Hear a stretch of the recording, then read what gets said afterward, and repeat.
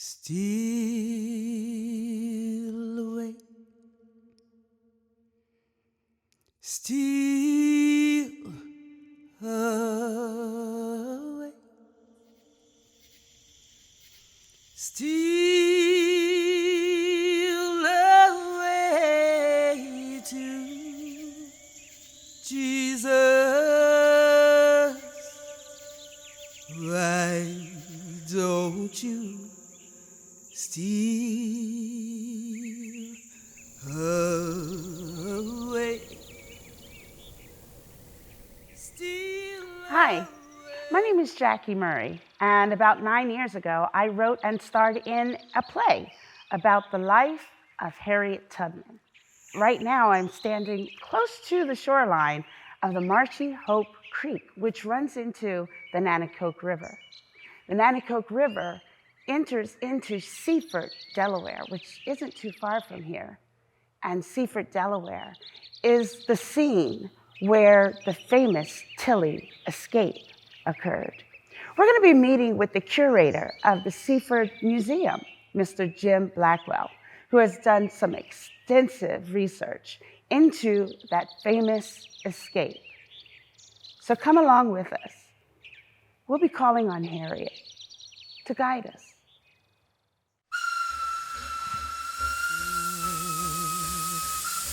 Israel was an Egyptian land. Oh, let my people go. Oppressed so hard they could not stand. Oh, let my people go. 'Cause the Lord said, He said, go down, Moses.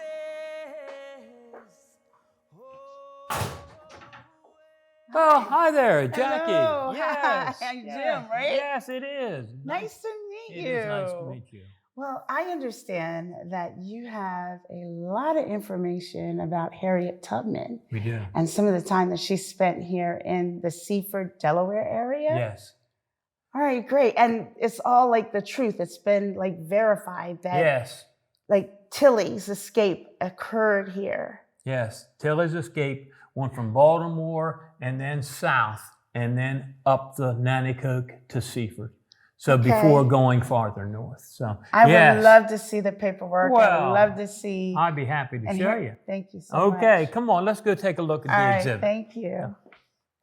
I'm Jim Blackwell, and I'm the curator here at the Seaford Museum, and lived here all my life and love our history. Slavery was very prominent in this area, right? Yes, it was prominent.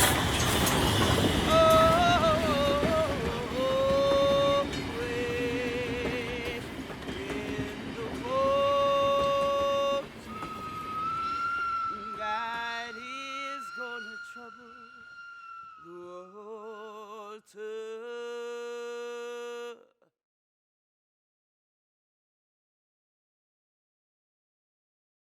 Well, this story is one where there is some excitement. She was almost captured right down the street from us, and she and Tilly were having breakfast, and a slave catcher came up to them and tried to arrest them. So it had a certain amount of excitement and a certain amount of danger for both of them.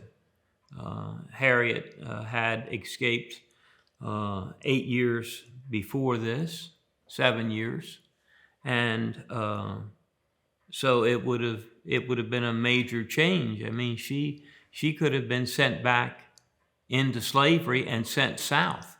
When Harriet Tubman was in New York or Canada when she got the information about this young lady over in Baltimore, Tilly was the fiance of a man in Canada who, after he had heard about Harriet Tubman, he went to her and said, I've been saving money. I left 7 years ago, and I've been saving money. So, but when she went down on the way south, he was just tickled to death that she said she would go and try to get, as it turns out, a slave whose name might have been Laura. She was going south, there's no problem, and she was also in Pennsylvania. But she asked the captain, she said, you know, I live in Philadelphia. I don't have this passport that everybody's talking about. We don't need these in Philadelphia. Right, we're free. Exactly. So she knew that she might need one. Can you help me? And we know that's about what she said, because she talked about it. So he wrote out a passport for her. And then when she got to Baltimore, she found Tilly. When she picked her up, she gave her the name of Tilly, so that she wouldn't accidentally spill that she was coming with a Laura, knowing that Laura was soon going to have wanted posters out for her. They went and got on a steamboat there, and if they were going to go north, it was going to cost $500 a piece. I recently was talking about this and thought, you know, I'm going to double check my numbers. And lo and behold, where I had thought that would be the equivalent of around $5,000 today, I was far off. It was $35,000 for a bond, and you would have to come back. However, they were being black in 1856 meant that you couldn't go to court. So I don't know that they would ever have gotten anything back. So instead of going north, they went south. Because of this bond, they went south. She didn't have to pay anything to go south. It was only if you were going north. Okay. And they went down the Chesapeake Bay and then up the Nanticoke River here on the eastern shore.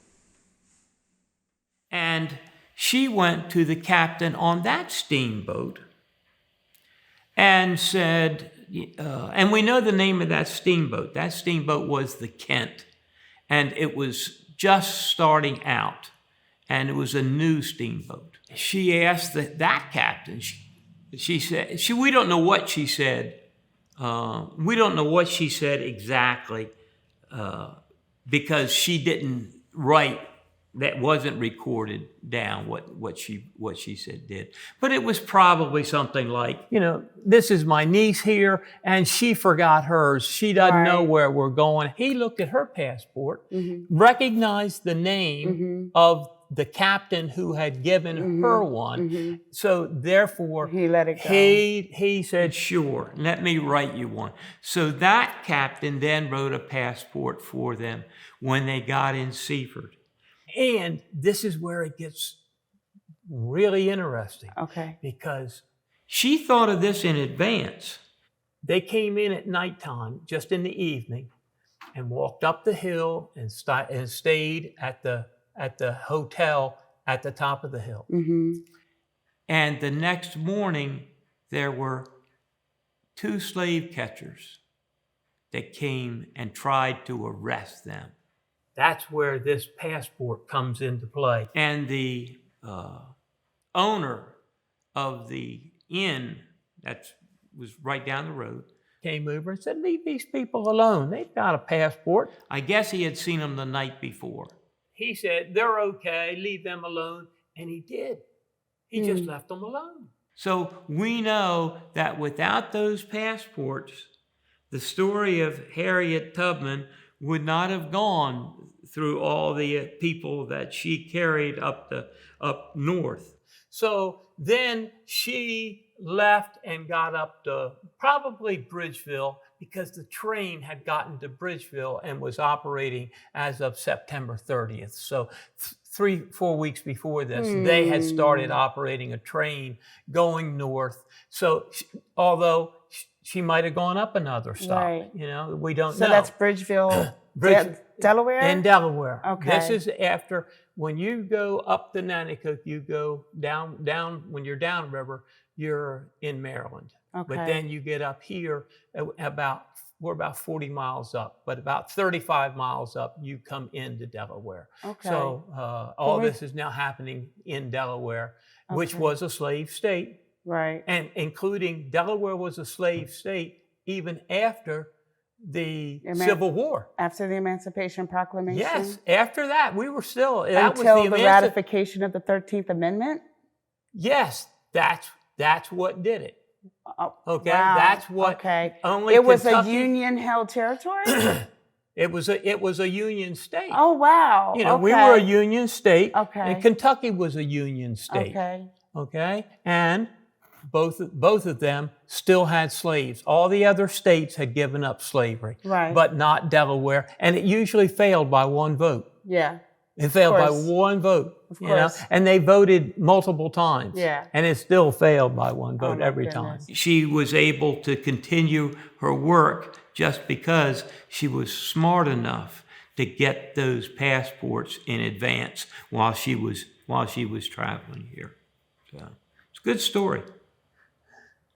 And here's the type of steamboat that she came on right there. Okay. That looks like the one that I showed you over there. Yeah, it does. So, and here's the steamboat schedule. We were able to find schedules that very week. In that very week, we have the train of October 24th. Now, this was the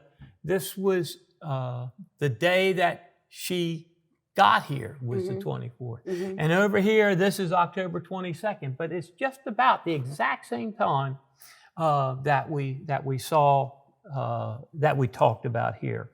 And this is the type of train that she would have gone north on, okay? This was the 1850s style, and I can tell by looking at the smokestack. So that's what they would have taken all the way up to Canada.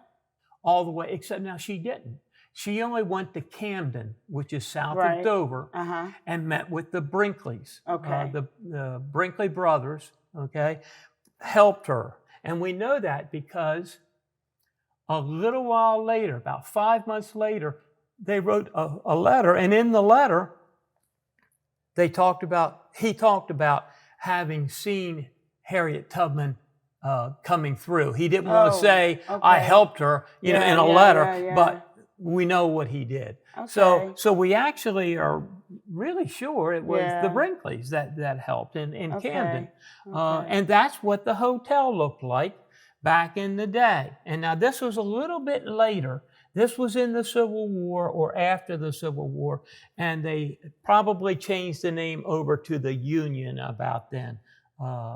The Union Hotel. So this is just documentation, and here's a copy of the letter that we have that went to Eliza Wigham in Scotland. She told the story to Thomas Garrett, and Thomas Garrett told the story to us. Thomas Garrett noted in the letter that he sent to Eliza Wigham after seeing her on a Friday, on the next Monday, he wrote a letter to Eliza Wigham.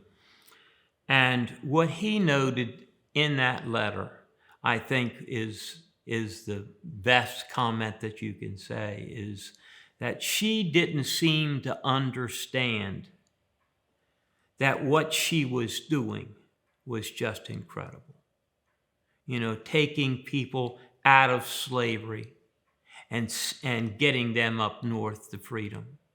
The letter was written just 3 days, from Friday to Monday, and he wrote it to an Eliza Wigham. And she had sent money specifically for Harriet Tubman to continue on. She had sent a few pounds, I don't know how many. And he wanted to foster that giving and helping to supply money here for things like this to happen. So he wrote her a letter and told her the story that Harriet Tubman had told him on Friday, that previous Friday. It was just a story that all of us kind of knew. I mean, we knew that she had come through here, but we really needed those specific examples for the getting this accepted by the National Park Service. Was something that you needed to have good information. And we thought the best information was what came from Thomas Garrett when he wrote Eliza Wigham.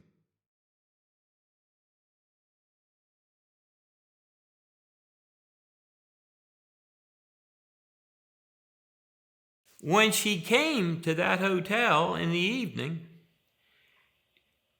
if she had acted quietly, reserved, it might have drawn attention to her, because that would have been something that somebody who was escaping might do. And instead of that, she was loud, she was boisterous. She was saying, hey, I need something to eat and I need a room, and was very loud with that. And that took some of the oh gee, I'm going to get caught. I'm just a woman from Philadelphia.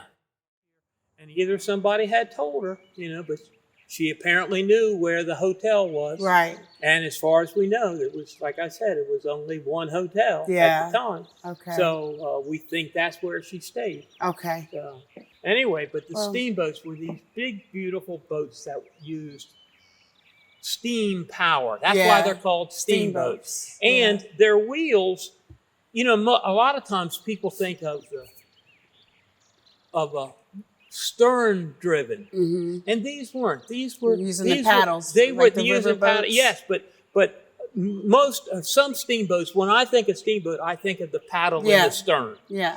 These weren't. These were side wheelers. Oh, okay. They had their power. Their wheels were on the side of the boat, and made them easier to control. Frankly. Okay. And they would come up here, and they would turn around right in this wide part, and come and station themselves right here. Okay. So it's a beautiful concept to think about, and I wish we had them today. Yeah. I wish we had a steamboat that would come up, and we could go over to Baltimore, spend the night, come back. But it was just a nice place to come. So. Well, I want to thank you. It's my Jim, pleasure for sharing your knowledge with us and helping us to learn the truth about Harriet Tubman and walking some of her steps. Well, and you can, by doing what you've done today, you now can see for yourself what the story was. Yeah. So I'm glad to have you come here. Thank you. All right, you Thank take you care. So much. I appreciate you. Let's head on back and get a little coffee. Okay, let's do that. All right.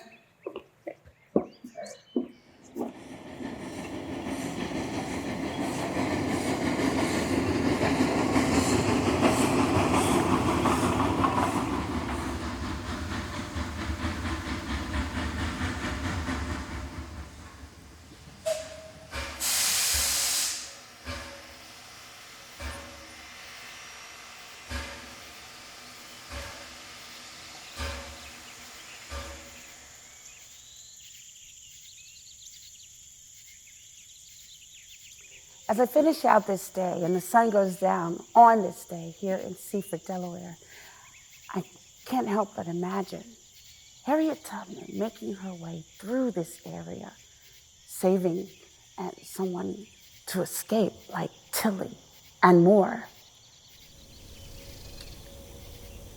to make their way up to freedom. I can almost hear them.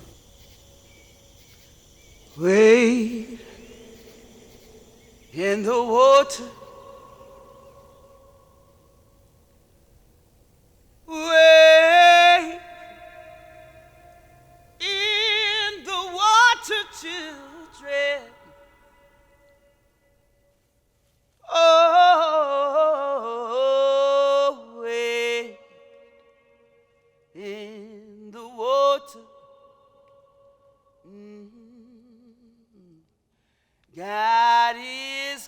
gonna trouble the water.